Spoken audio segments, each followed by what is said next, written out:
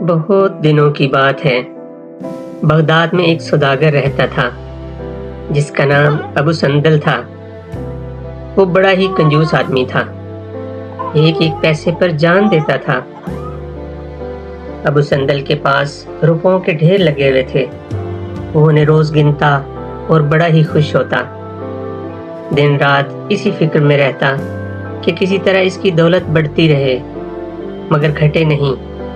سارے بغداد کو معلوم تھا کہ ابو سندل بہت امیر آدمی ہے، مگر ابو سندل سب کو یہی کہتا کہ وہ بہت غریب آدمی ہے۔ وہ روکھی سوکھی کھاتا، اس کے کپڑوں پر جگہ جگہ پیوند لگے ہوئے تھے اور اتنے گندھے ہوتے کہ دیکھنے سے ہی گھن آتی۔ توبہ توبہ، جوتے تو ایسے تھے کہ دیکھنے سے بھی گھن آتی۔ بھکاریوں کے پاس بھی اچھے جوتے تھے۔ ان جوتوں کی اتنی دفعہ مرمت ہوئی کہ اصل چمڑا غائب ہو گیا تھا اور پیوند ہی پیوند دکھائی دیتے تھے۔ ابو سندل کے دوست اسے کہتے تھے، ارے سندل میاں، تم نے تو بھائی بھکاریوں کو بھی مات دے ڈالی۔ ارے بھائی، اب تو نئے جوتے خرید لو، ان کی جان چھوڑ دو۔ کیوں بھائی، تمہیں کیا مسئلہ ہے؟ ابھی تو یہ بہت چلیں گے، پھینک کیسے دوں؟ ابو سندل یہی جوتے پہن کر روزانہ بازار جاتا تھا، پرانا مال بیچتا اور نیا خریدتا اور خوب نفع کماتا تھا۔ اس کی دولت بڑھتی جا رہی تھی۔ ایک دن ابو سندل نے بہت سی شیشیاں خوبصورت سی نازک سی خریدی۔ پھر اس نے ایک بڑھیا عطر خریدا۔ ابو سندل شیشیاں گھر لے آیا اور عطر بھی۔ اس نے شیشیوں میں عطر بھرا اور خوش ہو کر بولا، آہا، یہ عطر بیچ کر خوب منافع کماؤں گا۔ آج چل کے کسی شاندار سے حمام میں غسل کرنا چاہیے بھائی، آج تو خوشی کا دن ہے۔ ابو سندل حمام میں گیا تو وہاں کچھ دوست مل گئے۔ انہوں نے اس کے پھٹے پرانے جوتے دیکھے تو بولے، ابو سندل، اگر پیسے نہیں خرچ کرنا چاہتے تو ہم سے لے لو، مگر خدا را یہ جوتے تبدیل کر لو۔ ابو سندل نے ہنس کر بات ٹال دی۔ پھر اس نے جوتے اور کپڑے اتار کر ایک طرف رکھ دیے اور غسل خانے میں گھس گیا۔ اتنے میں شہر کا کوتوال حمام میں نہانے کے لیے آ گیا۔ اس نے بھی کپڑے اور جوتے اتارے اور دوسرے غسل خانے میں چلا گیا۔ ابو سندل غسل کر چکا تو باہر نکلا اور کپڑے پہننے لگا۔ اب جو اس کی نظر جوتوں پر پڑی تو وہ ہکا بکا رہ گیا۔ اس کے پھٹے پرانے جوتوں کی بجائے بالکل نئے جوتے موجود تھے۔ ابو سندل کچھ دیر تو سر کھجاتا رہا۔ پھر اس نے سوچا، شاید میرے دوستوں نے میرے لیے نئے جوتے خریدے ہوں، چلو مفت میں جوتے مل گئے، میرے پیسے بچ گئے۔ یہ سوچ کر اس نے جوتے پہن لیے اور خوشی خوشی گھر کی طرف چل دیا۔ اب مزے کی بات یہ کہ مسخرے نے، حمام والے مسخرے نے ابو سندل کے جوتے اٹھا کر کوتوال کے کپڑوں کے پاس رکھ دیے اور کوتوال کے جوتے ابو سندل کے کپڑوں کے پاس رکھ دیے۔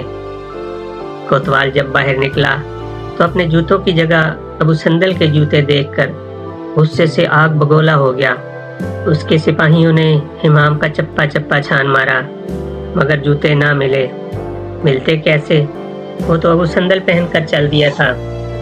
ابو سندل کے جوتے سارے شہر میں مشہور تھے۔ لوگوں نے دیکھتے ہی پہچان لیا کہ یہ اس کے جوتے ہیں۔ کوتوال نے حکم دیا کہ ابو سندل کو اس کے سامنے پیش کیا جائے۔ اس نے نئے جوتے خریدنے کی بجائے ہمارے جوتے چرا لیے ہیں۔ سپاہیوں نے جاتے ہی ابو سندل کو پکڑ لیا اور اسے گھسیٹتے ہوئے کوتوال کے پاس لے آئے۔ کوتوال نے اسے 1000 روپے جرمانہ کیا اور اپنے جوتے واپس لے لیے اور اس کے واپس کر دیے۔ ان جوتوں کی وجہ سے سارے بغداد میں ابو سندل کی بڑی بدنامی ہوئی اور اسے 1000 روپے سے بھی ہاتھ دھونے پڑے۔ اس نے سوچا، یہ جوتے مصیبت ہیں، انہیں کہیں دور پھینک دینا چاہیے۔ اس نے گھر آ کر کھڑکی کھولی اور جوتوں کو باہر پھینک دیا۔ کھڑکی کے نیچے دریا بہتا تھا، جوتے دریا میں جا گرے۔ دوسرے دن مچھیرے نے دریا میں جال ڈالا۔ جال میں مچھلیوں کی بجائے ابو سندل کے جوتے پھنس گئے، جس کی وجہ سے مچھیرے کا جال جگہ جگہ سے کٹ گیا۔ وہ اس لیے کہ جوتوں میں جگہ جگہ کیلیں باہر نکلی ہوئی تھیں۔ मछेरा गुस्से में आ गया। उसने जूते उठाए और अबू संदल की खिड़की के अंदर फेंक दिए। खिड़की के पास इत्र की शीशियां पड़ी थीं। जूते पटाख से शीशियों पे गिरे। शीशियां फर्श पर गिरकर चूर चूर हो गईं और सारा इत्र भी बह गया। बेचारा अबू संदल सर पकड़कर बैठ गया।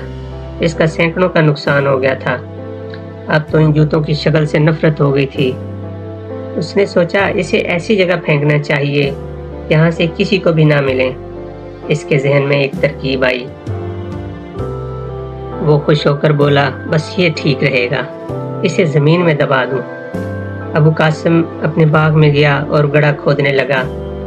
एक पड़ोसी उधर निकल आया। उसने अबू कासिम को गड्ढा खोदते हुए देखा तो दिल में कहने लगा, जरूर इसे कोई खजाना मिला है, जब ही ये गड्ढा खोद रहा है। मैं अभी जाकर वजीर को बताता हूँ। बादशाह को हुक्म था, जब किसी को खजाना मिले तो फौरन हुकूमत को खबर कर दे, वरना सख्त सजा मिलेगी। वजीर ने अबू संदल से पूछा, बताओ खजाना किधर है? अबू संदल ने कहा, हुजूर खजाना कैसा? मैं तो अपने जूते जमीन में गाड़ रहा था। वजीर बोला, कोई जूते भी जमीन में गाड़ता है? जरूर तुम्हें कोई खजाना मिला है, सच सच बताओ, वरना ऐसी सजा दूंगा कि उम्र भर याद रखोगे। अबू संदल बहुत चीखा चिल्लाया, कस्में खाईं, मगर वजीर ने एक न मानी। इस पर उसे 10,000 रुपये जुर्माना कर दिया। अबू संदल बेचारा रोता पीटता घर आया।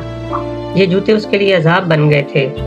इनकी वजह से उसे हजारों रुपए का नुकसान हो गया था। वो चाहता था कि इन जूतों को ऐसी जगह फेंक दे जहाँ से कभी भी न मिल सकें। दूसरे दिन अबू संदल सुबह सवेरे निकला और दूसरे शहर चला गया। यहाँ एक तालाब था।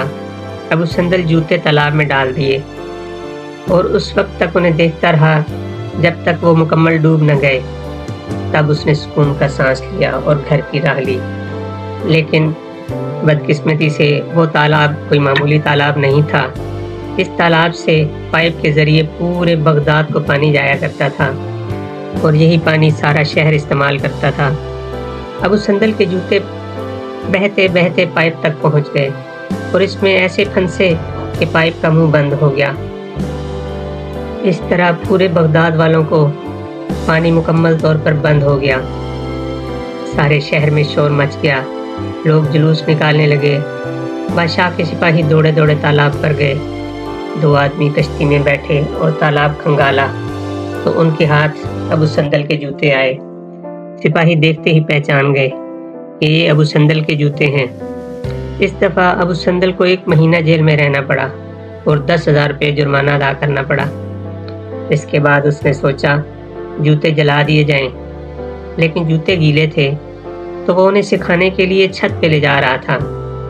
उसके साथ उसका कुत्ता भी था। नीचे बादशाह सलामत की सवारी गुजर रही तो कुत्ते ने जूते को ठोकर मारकर नीचे गिरा दिया। जूता बादशाह सलामत के सर पर जा लगा तो सिपाहियों ने उसे गिरफ्तार कर लिया। इसको 2 साल की कैद की सजा हुई और 60,000 रुपये जुर्माना। अब अबू संदल ने बादशाह सलामत को सारी कहानी सुना डाली और सजा कम करने की दरख्वास्त की। बादशाह ने उसकी सजा मुआफ कर दी।